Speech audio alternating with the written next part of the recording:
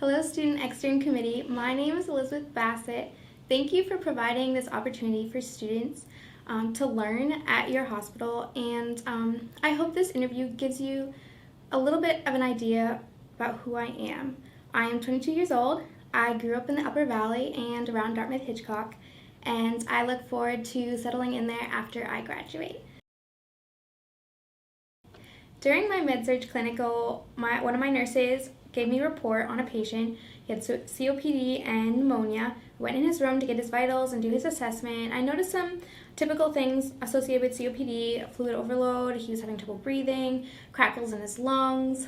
I set him up in the bed, taught him how to use a spirometer, and left the room.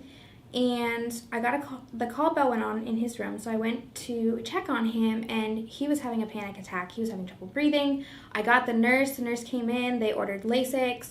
That time I wasn't really sure what to do except just assess the whole situation, run through my mind what was going on, and I held his hand at that time. That was all I could think to do to comfort him, and the Lasix worked immediately. The fluid came off, and I just saw how that intervention really helped this man who was having trouble breathing, and I was able to assess him afterwards and see how effective the intervention was. He was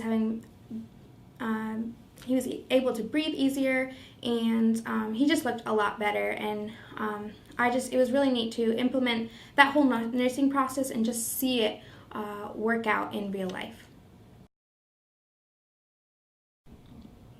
So during my gap year, I bounced between Italy and North Carolina, and I worked for this one woman in North Carolina who was quite wealthy, and she owned a very large pond. And one day she just had me do this odd job, and she was like, "Elizabeth, I would like you to muck out my pond." I was like, okay. What she didn't tell me was that there were snakes in her pond. And I got in there in giant muck bibs, and I started pulling out weeds, and all of a sudden I heard this little splash, and I looked, and there was this huge snake swimming through the water. It must have been, I don't know, 5 feet, 6 feet long, and it had a really big head. And I just remember screaming and jumping out of the pond and calling for her son William, who was my age, and I asked him to bring a shovel. And I had a lot of respect for this woman, and I take my job seriously, so I got back in the pond with the shovel and ended up spending 2 hours more mucking out the pond. I saw 3 more snakes. Anytime they came near me, though, I did bash them on the head of the shovel.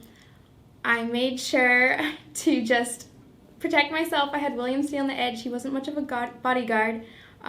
He did not want to get dirty, but I got the job done. I was flexible, and I adapted to that situation, even though I have a huge fear of snakes. So one last example of when I was able to use my communication styles with someone who didn't exactly have the same style as I did was when I was in Honduras. I took care of many women with an OBGYN doctor, a Honduran doctor, and she had me take patients into the back room and prepare them from pap smears. And as you can imagine, that must be very difficult for the patient and a little bit for me. I didn't speak Spanish, they didn't speak English, but I adapted to that situation and decided to use every way of communicating I could without words that would make them feel comfortable. So my body language, smiling, showing them how to put the gown on and get them on the table. And I just, at the end of the day, the doctor told me that I did an amazing job, and that those patients, even though they were a little intimidated, felt very comfortable with me and were very thankful for the job I did. Thank you again for giving students this learning opportunity. I hope this interview gave you a little bit of a flavor for who I am. You will find me a strong communicator, a flexible team player, and a very thorough individual.